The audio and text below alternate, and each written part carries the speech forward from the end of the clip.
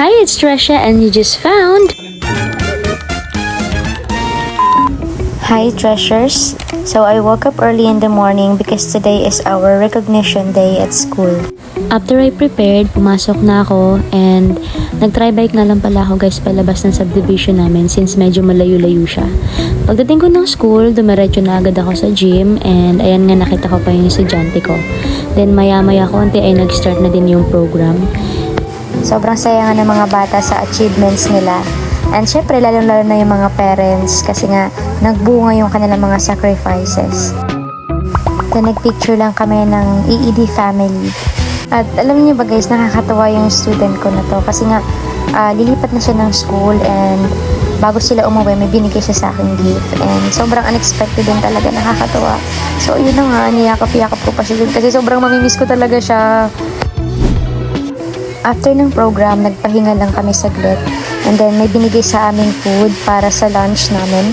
And ayan, nagkukwentuhan lang kami. And maya-maya may biglang dumating na delivery galing sa parents. So, pasasalamat daw nila sa mga teachers.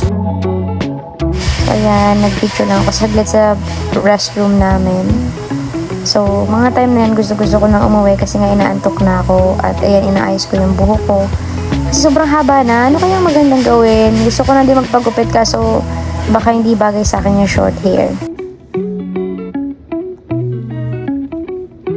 Babalik na nga ako ng classroom kasi 30 minutes na lang ay out na namin. At excited na akong umuwi, matulog at magpahinga. Ganun daw talaga kapag mga 30 na parang gugustuhin na lang nating matulog, gumilata. Ayan, so pauwi na kami.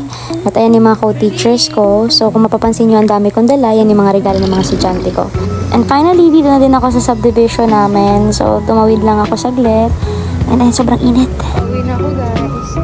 Kasi nasa dulo talaga yung bahay.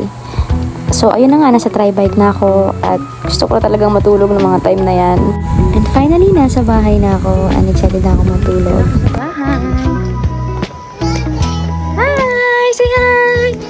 Oo nga eh. Thanks for spending time with me. See you in the next gem!